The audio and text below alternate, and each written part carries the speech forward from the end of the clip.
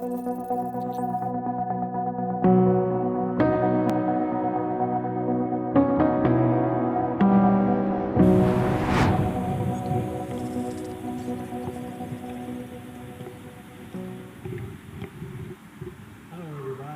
a todos, mi nombre es John Yates y estoy muy contento de que están aquí y estamos contentos de estar con ustedes que están virtualmente, a todos los que nos están mirando. Vamos a tener un buen tiempo. Es un panel de cómo correr con perseverancia la carrera en ministerio. Y para mantener después de nuestro panel tendremos una predicación por Michael Horton. Y luego tendremos una segunda ponencia, una plenaria con Julius Kim. Así que tenemos mucho que ver esa noche. Vamos a tener un buen tiempo. No sé si saben quiénes son estas personas, estos hombres. Está Matt Carter. Al final, Matt es de Sagemont Church en Houston. Él fue pastor de la iglesia la iglesia comunitaria Austin Stone en Austin, Texas, hasta hace un año. Así que ha estado atravesando unos grandes cambios en este año. Y luego está Vermont Pierre, que es de Phoenix, Arizona, de 16 años. Ha sido el líder de Roseville Community Church. Y Afshin Siafat es el pastor principal de la iglesia Providencia en Frisco, Texas. Desde el 2010 ha estado ahí. Y Afshin es distinto a nosotros porque su tierra natal es Irán. Y su conversión a Cristo, cuando se convirtió, eso hizo que su familia lo dejara, causó dificultades con su familia. Y no sé si va a hablar de esto esta noche, pero hemos dicho antes de venir acá que esto va a ser como si nos estuviéramos sentando en la sala de Vermont, compartiendo acerca del ministerio y los retos que lo hacen difícil a veces a perseverar. Cada uno de nosotros ha tenido distintas historias, pero todos estamos casados con hijos y todos hemos tenido muchas responsabilidades en la iglesia y el ministerio y en nuestros llamados individuales. Así que estoy muy contento de tener esta oportunidad de hablarles a ustedes. De hecho, yo soy de Virginia. He sido pastor por más de 50 años. Así que yo acabo de dejar de ser pastor hace un par de años. Así que aleluya. Gracias. Así que estamos aquí para hablar del reto de mantener vitalidad y gozo y efectividad en el ministerio a largo plazo. Queremos considerar con ustedes cómo correr con perseverancia la carrera a la que Dios nos ha llamado en el ministerio. Me imagino, de hecho sé que muchos de nosotros hemos tenido tiempos de desánimo donde hemos sido tentados para renunciar. Así que vamos a hablar de permanecer en el ministerio de manera objetiva, pero también de manera personal. No estamos acá necesariamente porque somos expertos en cómo perseverar en el ministerio, sino porque tenemos mucha experiencia y hemos aprendido ciertas lecciones y esperamos que sean de utilidad para cada uno de ustedes, para informarles, advertirles, animarles e instruirles. Así que esta sesión es para personas que están en el ministerio, no solo para pastores, sino para cualquiera que está buscando servir a Cristo efectivamente donde quiera que estés. Así que como somos todos pastores, este es el contexto en el cual vamos a estar, trabajando esta pregunta. Vamos a hablar de qué tan difícil es para que los pastores se mantengan en el ministerio. Estoy sospechoso de las estadísticas de los pastores que dejan el ministerio, pero todos sabemos que esto sí pasa y pasa frecuentemente. Así que solo tengo una cita y es la única cita que voy a mencionar en toda la noche acerca de los retos del ministerio, porque yo me reí en voz alta cuando la leí. Es una estadística de la Universidad Estatal de Michigan que hizo un estudio de retos del ministerio pastoral, y él dice lo siguiente: la amplitud de la tarea que es hecha por los pastores del ministerio, de las cosas que tienen que hacer y la disposición que tienen que es única. Nunca me he encontrado un trabajo de tan rápido paso con responsabilidades de tanto impacto. Desarrollar todas estas tareas requiere de que la mayoría de los pastores de las iglesias locales requerían 64 diferentes competencias personales. Es casi inconcebible imaginar que una persona particular pueda cumplir con 64 habilidades distintas necesarias para hacer esto. Así que si pensabas que estabas cansado, esta es la razón por la cual estás así. Así que quiero lanzarle a mis amigos hoy aquí la pregunta de si han tenido tiempos en su ministerio en donde han estado tan cansados o frustrados que sintieron que querían renunciar, o tal vez estuvieron a punto de renunciar. ¿Y cómo fue esto? Una forma fácil de entrar en esto es que en sus experiencias son una de las razones que nos causa el querer renunciar. Yo quisiera renunciar tantas veces durante mi ministerio, y muchas veces, y cada vez fui donde el Señor y le dije: Señor, ¿puedo dejarlo ahora? Y el Señor dijo: permiso denegado, Señor, manténgase en su posición. Así que lo hice, y estoy feliz de que lo hice. ¿Cuáles son algunas de las razones?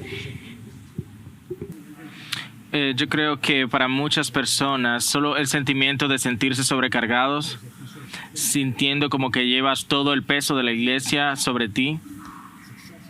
Y si como el éxito de la iglesia en cualquier área, no solo el domingo en la mañana, sino el ministerio de niños, todo, crees que depende de ti y te encuentras, sientes que depende de ti el mantener todo en su lugar. Y eso puede ser ya sea que la iglesia le esté yendo bien o mal, simplemente tienes ese sentido de que todo cae sobre mí y que si yo me equivoco, así sea un poquito, todo se va a desmoronar. Entonces llega un punto, y bueno, eso a veces me ha sucedido a mí, donde simplemente estoy allí como esforzándome, donde simplemente las cosas van pasando y el gozo se pierde, y es simplemente hacer el mismo tipo de cosas cada semana para luego volver a la siguiente semana y luego te preguntas qué es lo que está sucediendo. ¿Esto es realmente lo que quiero estar haciendo? No es eso lo que uno va a querer estar haciendo. Creo que hay tantas cosas en las que pudiéramos hablar en términos del por qué las personas en el ministerio luchan o quieren renunciar. Obviamente la carga, el peso, la crítica que viene hacia nosotros. Este año pasado siento que todos pasamos, fue difícil, que parece que en cada asunto que venía, ya sea política o las tensiones raciales, la pandemia, que si las mascarillas, hemos habido críticas de todas las cosas, pero realmente pienso que hay algo en un nivel fundamental que realmente logra, o más bien permite que no deje que no te conformes. Lo importante es dónde está tu identidad enraizada. Ese es el tema más importante que ocurre. Y para mí, yo he estado pastoreando por alrededor de 10, 11 años, pero antes de eso estaba viajando y predicando. Entonces, viniendo de un trasfondo musulmán y yo me convertí en cristiano, tengo este testimonio que fue muy poderoso lo que Dios hizo en mi vida. Así que para mí esto me dio oportunidades de hablar en diferentes conferencias, y puertas se abrieron. Y de repente yo sentí que el Señor me estaba permitiendo ir a un lugar de sequedad. Y yo recuerdo estar sentado en mi cama un momento y preguntándome: ¿dónde está el gozo que yo tenía cuando recién me hice cristiano? Que cuando por la gracia de Dios yo les hablé acerca a mi familia de cómo Jesús es suficiente para mí, que no pude dormir esa noche, de cómo Dios me amó. Así que sentí que el Señor me estaba diciendo que tú solías amarme por quien yo era, y ahora siento que me amas es por las oportunidades que me das. Así que entonces ¿qué te doy? Así que yo fui a la Escritura. Fue este periodo de 10 días donde yo me aparté de todo en ayuno, buscando al Señor, preguntándome ¿qué está sucediendo? El Señor me llevó a este pasaje en Éxodo, donde Moisés lidera al pueblo fuera de Egipto y se dirigen hacia la tierra prometida, y hacen el becerro de oro, y les dice, y los llama: mira, toma a tu pueblo a la tierra, pero yo no voy a ir en medio de ellos. Y yo leí eso y yo sentí y pensaba también: mira, tú puedes tener todas estas cosas, pero yo no puedo estar ahí. Y recuerdo también decir así como ustedes: Señor, si tú no vas a estar conmigo, no me des más oportunidades ministeriales. ¿Qué importa? Esto se trata de ti. Y yo quiero conocerte a ti, yo quiero adorarte a ti, seguirte a ti. Y luego de eso, si tú sigues leyendo, Moisés te dice, Señor, si tú no vas conmigo, no nos saques de aquí, no nos des la tierra. Lo más grandioso acerca de nuestras vidas, hombres y mujeres, es que podemos conocer a Dios y ser conocidos por Él. Cuando los 70 regresaron a Jesús, después de que los envió en Lucas, Él dice, Señor, mira, hasta los demonios se sujetaron en tu nombre. Y Jesús les dice, eventualmente, mira, no se regocijen que los espíritus se sujetan a ustedes, pero regocíjense en que sus nombres están escritos en el cielo. Así que, ¿dónde encuentras tú tu gozo? ¿Se encuentra en tu ministerio o se encuentra en tu identidad, el ser un hijo de Dios? Así que para mí, yo tuve que llegar a ese punto donde yo dije, Señor, si tú no vas conmigo, yo no quiero esto, yo no quiero el ministerio. Y eso fue temprano en mi ministerio, donde sentí que fue un momento por el cual sentí que debía ir para que se allanara el terreno, que si el ministerio me has quitado, no importa, porque lo que yo más necesito es a Jesús. He estado leyendo acerca de Moisés con mi esposa recientemente. La historia de Moisés me identifico en el ministerio por todos los problemas que él estaba teniendo con todos los problemas tenían que ver con las personas. Si no hubiera sido por las personas, él no hubiera tenido problemas. Y saben, es la gente en la iglesia la que hacen que el ministerio sea tan difícil. Y cada ministerio que vale la pena le dice a la secretaria, Dios mío, pero si no fuera por la gente aquí, yo amaría este trabajo.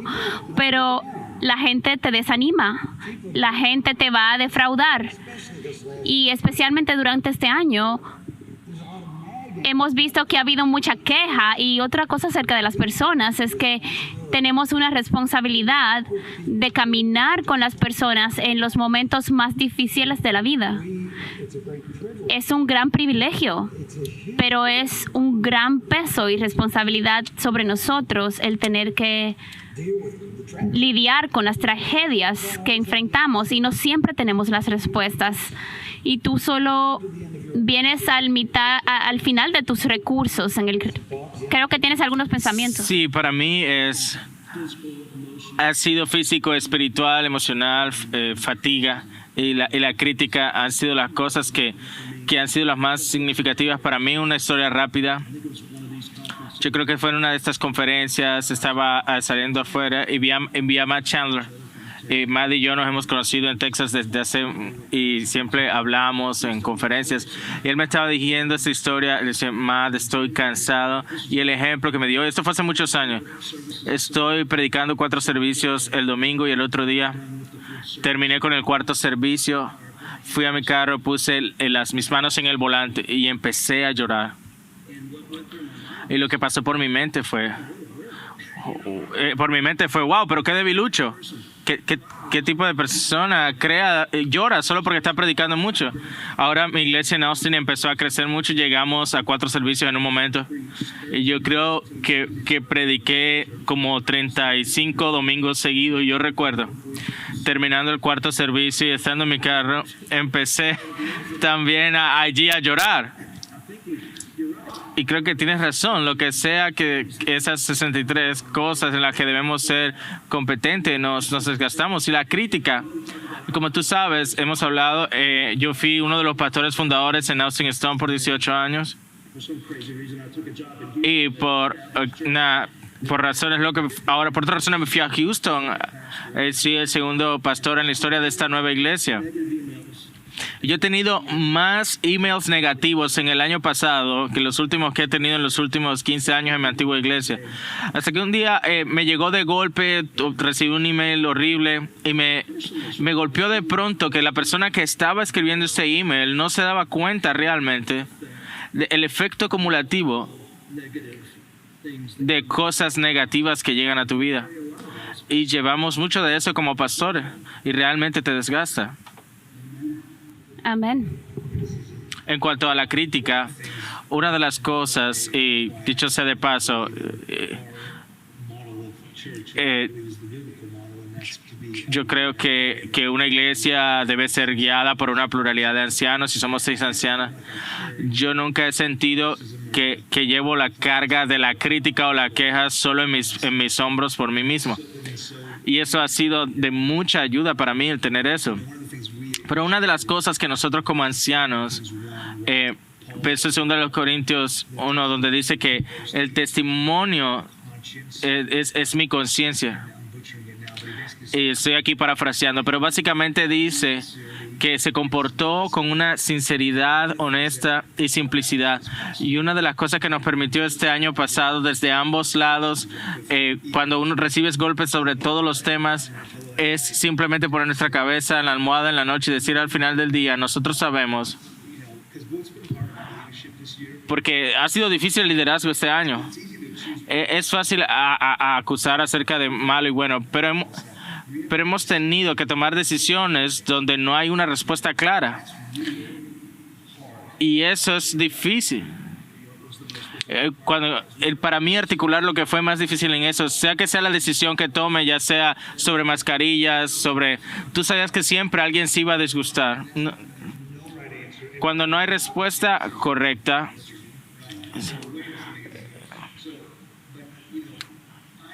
pero yo sabía que yo podía colocar mi cabeza en la almohada en la noche en paz, porque delante de Dios buscamos al Señor, buscamos el consejo de la palabra, buscamos el consejo, y que fue la mejor decisión. De yo que pude sinceramente decirle a las personas que fue el mejor interés y que honrar a Dios.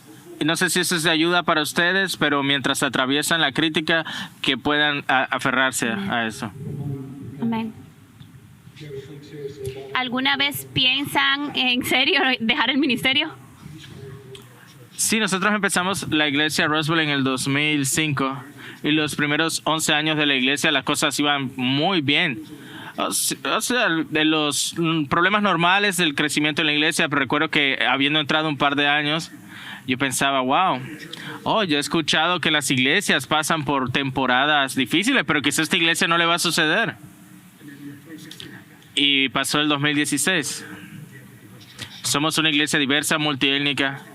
En la primera mitad del año, nuestro pastor asociado tuvo un fallo moral importante. Era uno de nuestros líderes más importantes. Tuvimos que dejarlo ir. Eso fue realmente complicado para la iglesia porque algo así no había pasado. Las personas estaban molestas por eso, o personas que habían sido discipuladas por él. Así que eso trajo bastantes complicaciones. Bueno, las elecciones sucedieron y para una iglesia como nosotros, eso fue algo importante. Algo que nosotros como ancianos dijimos, vamos a hablar de esto. Y paramos y dijimos, y empezamos, yo creo que hay cosas importantes aquí a la cual dirigirnos. Creo que la iglesia es el lugar importante dirigirnos si tenemos el evangelio. Hay cuestiones raciales en nuestro país de las que debemos hablar. Así que yo asumí que, bueno, yo soy el pastor de la iglesia, todos estos, hay personas en la iglesia que recuerdan cuando movíamos así y todas esas cosas. Me dieron el beneficio de la duda, caminaron conmigo, siguieron mi liderazgo mientras hablábamos de estas cosas, pero el ver que eso no pasó y no fue la mayoría de la iglesia, y eso es lo que pasa con la crítica. Muchas veces no es, y puedo pensar el número de personas que estaban teniendo los mayores inconvenientes. Se trata de este grupo de personas que hablaban, incluyendo personas a las que tú creías que era cercano, el hermano con el que caminaba, y verles cambiar de actitud y pasar a una desconfianza y a una duda, ver a personas acusarte de cosas, eso es calumnias, chisme, y verles presionar esas cosas, y luego de tener una conversación con las personas y decirles, mira, esto es lo que estamos haciendo. Y tú piensas, no, ellos sí lo entendieron, pero luego no. Dicen que no es así, y empiezan a perturbar la iglesia. Y pasamos por un número de cosas en 2016. Tratamos de hablar acerca de estas cosas y de lo que estaba sucediendo, pero muchas personas dijeron, mira, no queremos estar en una iglesia que hable de estas cosas, lo cual fue hiriente. Mientras eso pasaba, y especialmente, y creo que un tercio de la iglesia se fue en el 2016. Y tenía cierta relación con los temas sociales y con el tema racial. El ver a las personas irse yo tengo que hacer un taller acerca de cómo liderar la iglesia bien, porque parece que se queman los puentes alrededor. Entonces estos emails difíciles, yo recuerdo pensar, mira, ¿qué estoy haciendo? No necesito hacer eso. Yo tengo un buen título de una universidad, hay otras cosas que pudiera estar haciendo. Además de esto, yo no quiero seguir haciendo eso, que esto suceda. Pero yo no recuerdo que haya buscado otro trabajo, pero sí pensaba, wow, esto no vale la pena. Y eso fue difícil, una temporada difícil.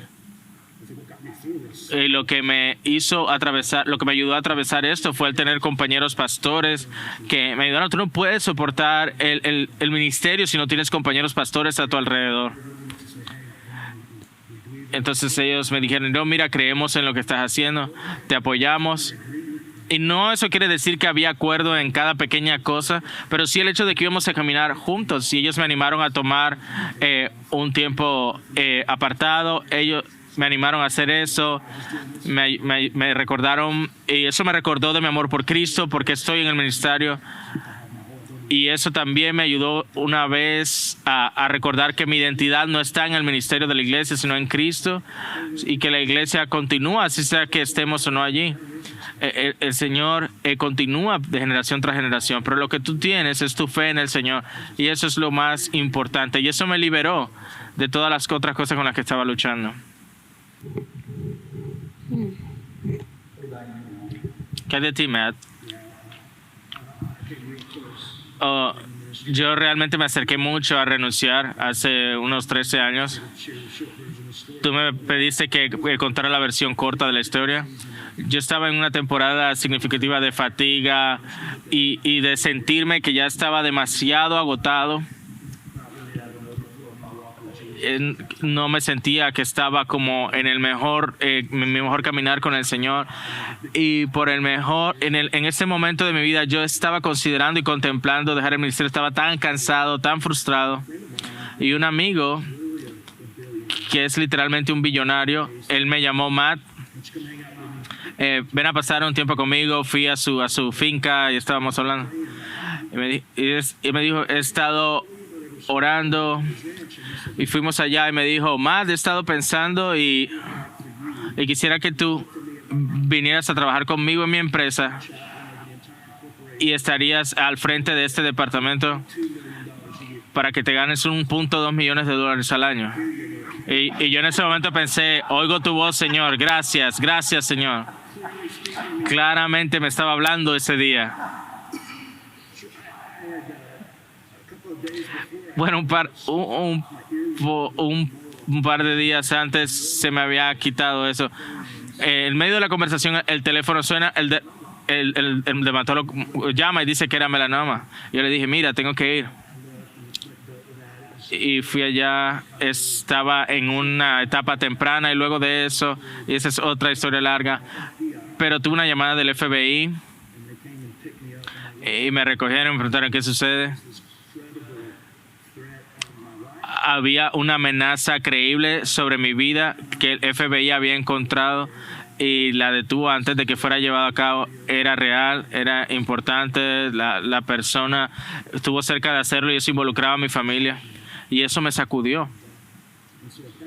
En ese momento yo estoy confirmado de que ya había terminado, así que llamé al amigo otra vez y le hice más preguntas acerca del trabajo. Yo estaba literalmente con el teléfono otra vez con él, y mi teléfono suena y es mi hijo. Y mi hijo nunca llama porque está en la universidad. Entonces pues tengo que tomar esta llamada. Mi hijo había estado involucrado en un accidente automovilístico terrible. No estoy seguro entonces cómo sucedió, lo llevaban en la ambulancia. Eso realmente también me sacudió. Fui también entonces manejando pronto al hospital. Es la primera vez en mi vida que yo le grité a Dios. Yo dije, Señor, ¿pero qué es lo que está pasando? Melanoma, esta persona me amenazó mi vida. Mi hijo en un accidente. Señor, si alguien va a perder la vida, que sea yo. Para hacer esta historia larga, corta, debía predicar ese domingo. Llamé a uno de los otros pastores y le dije, mira, yo no puedo hacerlo.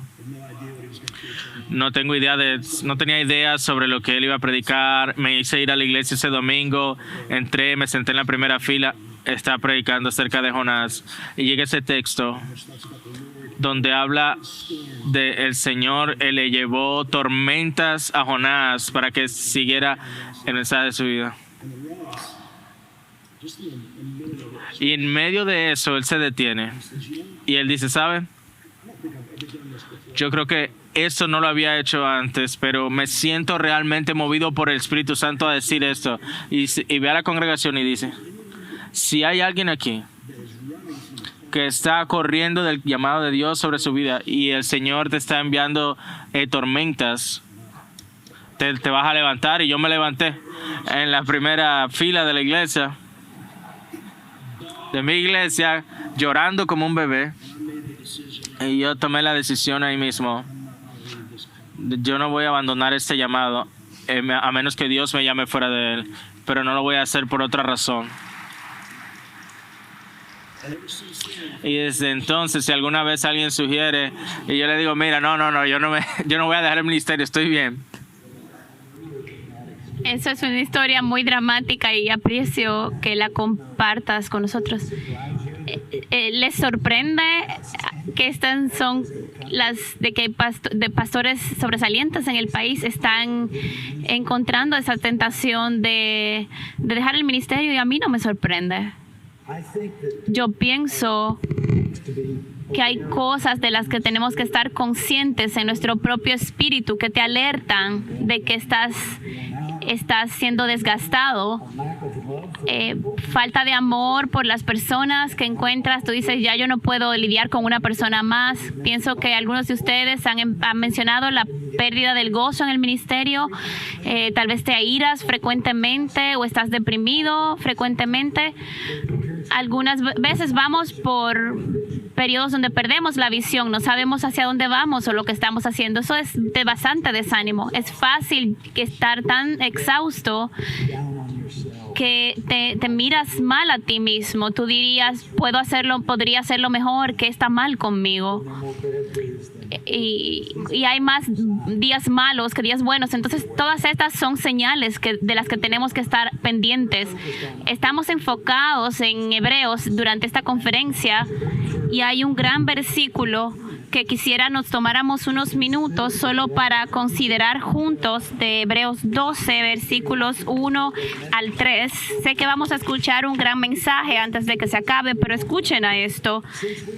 Por tanto, puesto que tenemos en derredor nuestro tan grande nube de testigos, despojémonos también de todo peso y del pecado que tan fácilmente nos envuelve, y corramos con paciencia la carrera que tenemos por delante, puestos los ojos en Jesús, el autor y consumador de la fe, quien por el gozo puesto delante de él soportó la cruz, despreciando la vergüenza, y se ha sentado a la diestra del trono de Dios.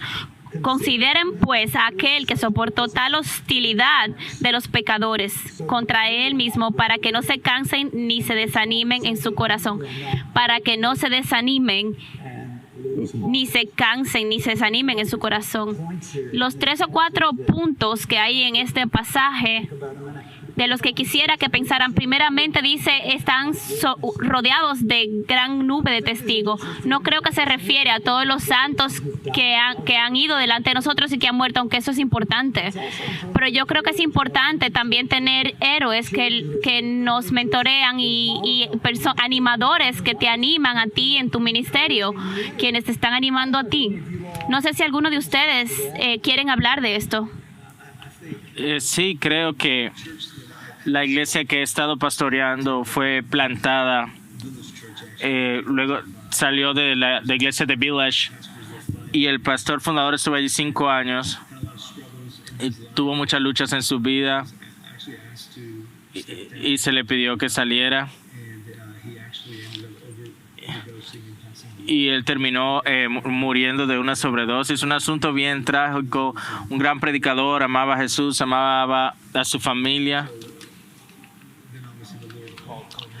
El Señor me llamó allí. Cuando llegué allí empecé a escuchar historias de él y yo seguía escuchando cómo se había él removido mucho de las personas en la iglesia, que muchos no lo conocían bien. De regreso al hecho de estar rodeado por una gran nube de testigos, obviamente eso se refiere a los santos que mencionados en Hebreos 11, pero creo que los pastores deben estar rodeados por personas que lo conozcan, que lo amen, que puedan hablarle verdades en toda honestidad a él. Yo he escuchado pastores diciendo algunas veces, es que no puedo tener un amigo en mi iglesia. Y yo quedo como que, ¿cómo así? Creo que esa es una de las cosas más peligrosas. Si tú sientes que no puedes tener amigos dentro de tu iglesia, eso es bien peligroso. Así que para mí, los ancianos, mi esposa y yo, tuvimos un sabático el año pasado, 3 meses de sabático que el COVID interrumpió. Así que no pudimos tener nuestro descanso. Y ha sido un año difícil con todo lo que está sucediendo. Mi matrimonio, vamos bien, pero tenemos 3 hijos. Hubo un momento donde yo realmente me sentí como que el enemigo está atacando. Literalmente tener la capacidad de levantar mi mano y enviarle y hablar con los ancianos y decirle, mira, necesito que oren por mí. Necesito enfocarme en mi matrimonio. Yo le dije a mi pastor ejecutivo que se hiciera cargo por un tiempo. Y realmente, pero el tener la capacidad de hacer eso libremente, creo que tenemos puntos ciegos. Y si tú no tienes personas en tu vida cercanos que puedan ver y ver como el amor por las personas, porque tú no sientes algunas veces y tú necesitas esas personas a tu alrededor que puedan verlo y hablarte honestamente. Creo que también es de ayuda el tener relaciones fuera de la iglesia, el tener amistades dentro de la iglesia, pero sacar provecho a conferencias como eso, el conocer otros pastores en tu área y con los cuales puedes conectar. He tenido grandes oportunidades de hablar con pastores a través de otra red que se llama en Arizona, y la habilidad, especialmente el año pasado, de decir, hey, ¿cómo estás manejando esto? Y mira, las personas están diciendo esto en mi iglesia, oh, eso también me ha pasado a mí, mira cómo tú lidiaste con eso. Y creo que es una buena manera de que tú puedas ayudarte, la capacidad de compartir y otros digan, mira, sí, yo también, eso es de mucha ayuda. Y el tener especialmente pastores que tienen más edad, que puedan decir, mira, yo pasé por eso en los 60, los 70 o lo que sea, y así es como lo superó, y así es como tú lo puedes superar. Eso es de mucha ayuda y de ánimo. Hay 2 cosas que trato de recordarme, que estoy seguro tener en personas en mi vida específicamente. Creo que necesitamos a nuestro alrededor, hay que darles permiso para que hablen a tu vida. Y creo que al mismo tiempo tienen que tener cercanía a tu vida. Creo que ese permiso y cercanía, porque muchas veces estás cercano con ciertas personas de la iglesia, pero los pastores no les dan permiso para hablar a sus vidas cuando ven debilidades, para el chequear cómo están espiritualmente, están cercanos a ellos en esa proximidad, pero no les dan permiso para hablarles en su carácter. Y luego hay algunas situaciones donde les han dado permiso a otras personas el que hablen a su vida, pero no tienen la cercanía. Les doy un ejemplo.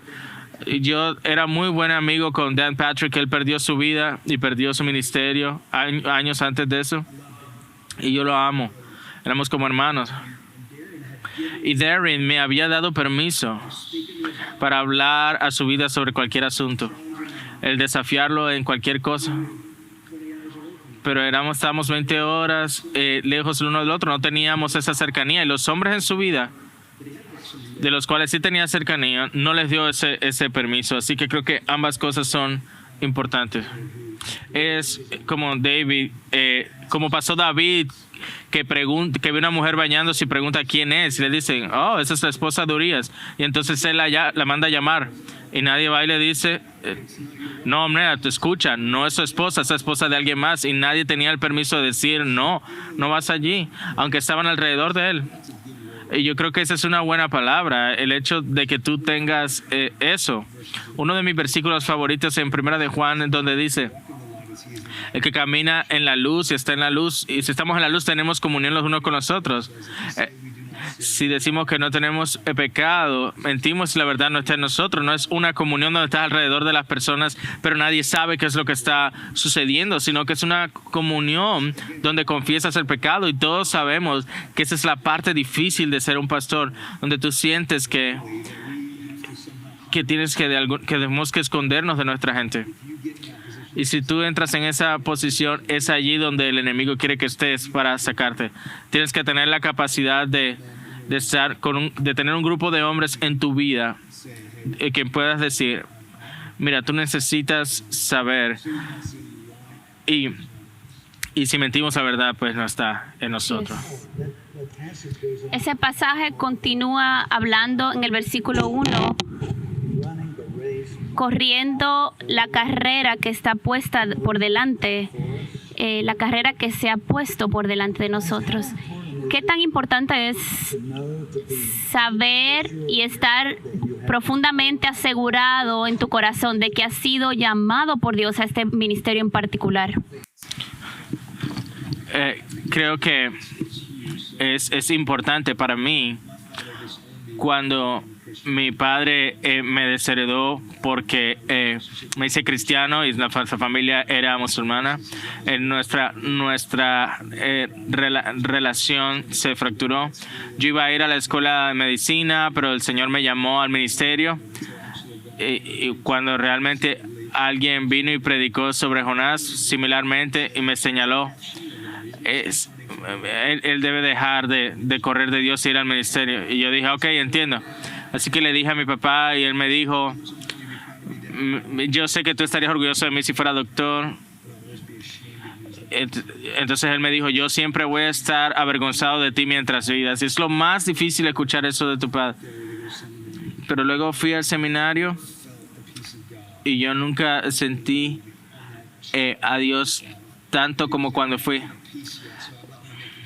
Entonces la persona dice, no he tomado la decisión todavía. Para mí ha sido las decisiones siempre han sido desde instinto, pero luego de que tomo la decisión, la paz es que viene. Así que para mí, cuando la crítica o cuando, pienso que estoy haciendo, de qué me estoy alejando, toda mi familia piensa que soy ridículo. Hay muchas veces, ¿será que estoy haciendo lo correcto, Señor? Porque más de 30 y más años mi padre simplemente murió y tuve una relación extraña con él. Y cuántas veces era como que, ¿qué estás haciendo? Vuelve a tu padre. Lo que me mantuvo avanzando era recordar que la paz de Dios estaba sobre mí en ese llamado. Yo creo que es importante. Yo tuve un llamado dramático al ministerio. Es algo que no puedo negar, que el Señor me llamó. Y no puedo decirte cuántas veces he regresar a ese momento cuando Él me llamó. Hay una canción que salió hace muchos años, al principio de los 90, de los Newsboys, y era una canción desde la perspectiva de Pedro, y él está en la cárcel. Él está a punto de morir por causa de Cristo, y él ve por la ventana y empieza a llover. Entonces la canción decía, era como el agua todavía me recuerda a la orilla donde lo conocí. Está dispuesto a dar su vida por Cristo y él recuerda el momento donde sus ojos conocieron a Jesús por primera vez. Y no puedo decirte cuántas veces cuando quise renunciar, yo regresaba a la playa, regresaba en un sentido a esa orilla donde yo conocí al Señor, y no se trataba de dinero, no se trataba de nada, se trataba de seguirlo Él sin importar qué. Y ese llamado ha sido mi ancla en momentos importantes. Tenemos 5 minutos restantes y no quiero perder esta pregunta. El pasaje continúa diciendo,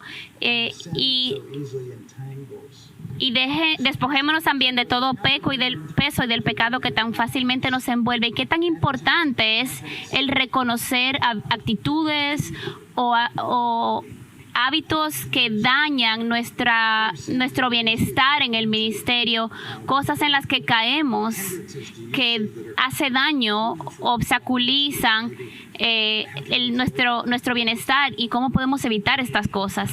Bueno, para mí tiene que ver con el meditar de los atributos de Dios en mi ministerio, y el no evitar el querer hacer cosas que solo el Señor puede hacer. Unos libros que me ayudaron fueron El Pastor Imperfecto. Y es esa idea de que yo pensaba que yo tenía que estar en todo lugar, que tenía que ser omnipotente, que tenía que estar en todo lugar, que tenía que saberlo todo, que yo tenía que saber algo sobre todo. Y yo empecé a darme cuenta que yo estaba tratando de ocupar el lugar que solo le corresponde a Dios. Yo no soy bueno haciendo eso y yo no tengo que hacerlo y no tengo que saberlo todo. Yo no tengo que estar en todo lugar. Yo puedo admitir cuando estoy equivocado. Yo creo que todas esas cosas, el identificar esas cosas claramente en mí mismo, luego me empecé a dar cuenta que el moverme en esa dirección era importante, porque cuando me muevo en esas direcciones afecta todo lo demás que estamos hablando. Ahí es cuando me siento cansado, exhausto por tratar de hacer cosas que no puedo hacer porque soy humano y quiero que Dios sea Dios y yo solo quiero apuntar a las personas a Él y cumplir el llamado que el Señor me ha dado. Creo que todos tenemos puntos ciegos y para mí regresa es el tema del permiso. He dado permiso a hombres en mi vida para que me digan: mira, yo tengo puntos ciegos, tú tienes puntos ciegos, quiero que tú me ayudes a saber si tú ves asuntos en mi carácter, si tú ves asuntos en mi liderazgo de los que quizás yo no me he dado cuenta.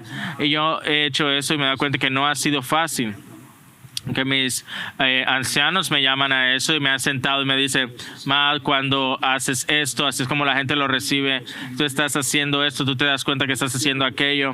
Y esas son conversaciones difíciles de tener, pero creo que soy un mejor líder y un mejor seguidor de Cristo porque yo le doy a ellos el permiso de hacerlo. Y muchos pasan todas sus carreras en el mismo lugar en el que estaban.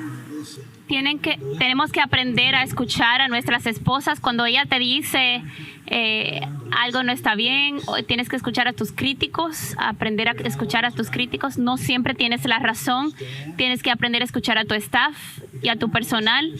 Y tienes que aprender a escuchar a ti mismo cuando tú te empiezas a reflexionar, a autorreflexionar y cómo las cosas están en tu vida y ves errores que has cometido y hábitos que tienes que no son buenos, tienes que darte cuenta de que hay cambios que hay que hacerlos. Entonces, haz 2 cambios, no solo los pienses. Escucha a Dios. Hay mucho más que quisiéramos tiempo de tener para conversar esta noche, pero confío en que esto les ha sido de ayuda a medida que hemos hablado abiertamente y honestamente. Si pudiera decir una cosa más, creo que mirando de regreso a ese llamado y el recordar, pero también el mirar hacia adelante, no solo el vernos cara a cara con Jesús y escuchar bien, he hecho siervo fiel, eso es que me motiva a seguir y cada día a perseverar. Pero también antes de la eternidad, cuando esté en mi lecho de muerte y vea a mis hijos siguiendo a Jesús y mi esposa amando a Jesús, en ese momento a ti no te va a importar nada más, creo que toda la crítica, todas esas cosas. Así que para mí, alguien que se llama Neil Jeffrey, que ha sido un amigo importante en mi vida, y cada vez que tengo la oportunidad de salir del trabajo, y él dice esta oración cada vez que se va de su trabajo: Señor, voy a pasar al ministerio más grande de mi vida. Y él ora y pone su mente en eso antes de entrar. Y eso se ha quedado conmigo y trato de hacer eso cada vez que llego, porque al final del día, eso es lo que más importa. Una cosa que no hemos dicho es que todos creemos en la importancia de ministrar como parte de un equipo y no tratar de hacerlo todo por ti mismo. Tenemos un libro que acaba de salir que se llama Principio de Pluralidad, el principio de pluralidad, y está basado en animarnos y saber mejor cómo desarrollar equipos ministeriales en nuestras iglesias. Bueno, quiero orar por ustedes todos. Y luego vamos a continuar con lo que sigue. Señor, te agradecemos por estos hombres y mujeres de Dios que están buscando servirte y conocerte. Te agradezco de que nos has llamado al trabajo y a la obra de hacer discípulos y dirigir a tu pueblo y guiarles. Te pido para que nos traigas refrescarnos y tener un sentido claro de llamado que nunca les deje. Y te pedimos esto en el nombre de Jesús. Amén.